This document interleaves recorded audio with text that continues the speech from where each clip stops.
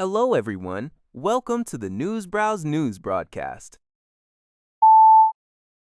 联合早报 reports that U.S. President Donald Trump announced Iran has agreed to surrender its enriched uranium, suggesting face-to-face talks between the U.S. and Iran could resume this weekend. Trump expressed high optimism that both nations are very close to finalizing a peace agreement. He even indicated a willingness to travel to Islamabad, Pakistan, should the peace deal be signed in the Pakistani capital. The president hopes to achieve a permanent ceasefire agreement by the April 19th deadline, avoiding an extension of the current 2-week temporary ceasefire. Trump reiterated that Iran must not possess nuclear weapons, stating that Tehran has consented to hand over nuclear dust, referring to high-concentration enriched uranium used for weapon manufacturing. However, he did not provide further details on the transfer, and Iran has not publicly confirmed this agreement. Meanwhile, U.S. War Secretary Heggs issued a stern warning, stating that Iran would face blockades and bombing of its infrastructure if it made the wrong choice. Last week, the first round of U.S.-Iran talks in Islamabad, led by Iranian Parliament Speaker Ghalibaf and mediated by Pakistan, concluded without a resolution. According to Thai Sounds, citing a Reuters report, a bipartisan group of U.S. senators sent a letter to Taiwanese legislators on April 14th, indicating that Washington is expected to approve several pending arms sales to Taiwan within the next few weeks. The letter also urged Taiwan to accelerate the legislative process for a special arms procurement budget, particularly in the face of pressure from China. This communication precedes U.S. President Trump's scheduled visit to China from May 14-15. Concerns have been raised in both the United States and Taiwan that President Trump might reduce military support to Democratic Taiwan to secure a favorable trade agreement with Chinese President Xi Jinping.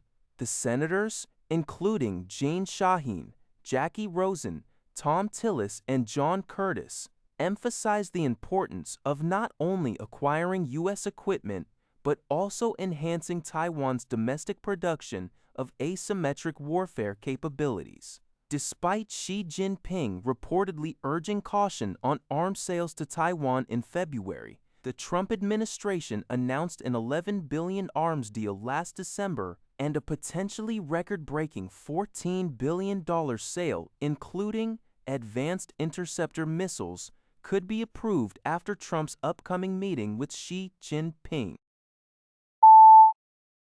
According to NPR, 6 months have passed since the ceasefire with Israel, an agreement that brought promises of an end to the conflict and a significant increase in humanitarian aid for Gaza.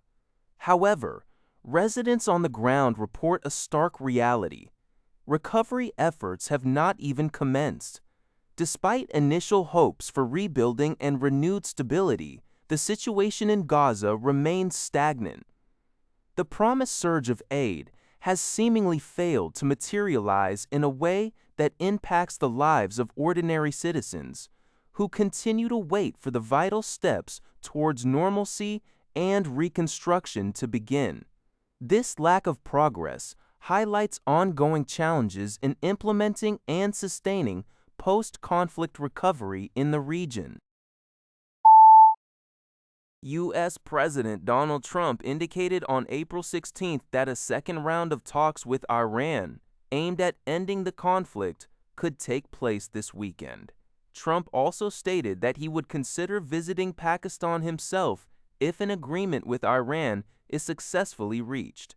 He emphasized the critical importance of Iran not possessing nuclear weapons, asserting that Iran has agreed to this condition and expressed optimism that they are very close to an agreement. When questioned about the duration of Iran's uranium enrichment halt, a key focus of the negotiations, Trump revealed that Iran had proposed not to hold nuclear weapons for over 20 years.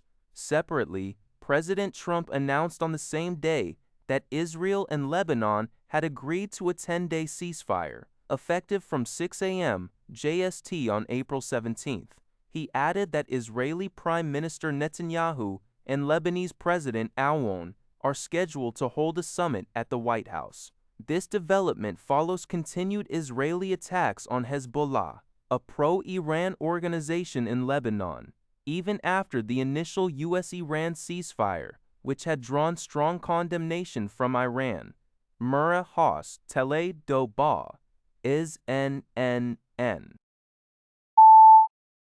This NBC News report states that Daniel Moreno Gama, a Texas man, is accused of throwing a Molotov cocktail at OpenAI CEO Sam Altman's San Francisco home last week, setting an exterior gate on fire.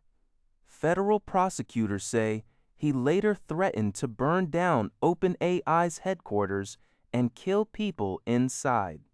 Moreno Gama was arrested Friday, and authorities found a 23-page document on him expressing strong opposition to artificial intelligence, arguing it poses an existential threat to humanity and advocating violence against AI developers. The document also contained a list of AI tech executives and their addresses.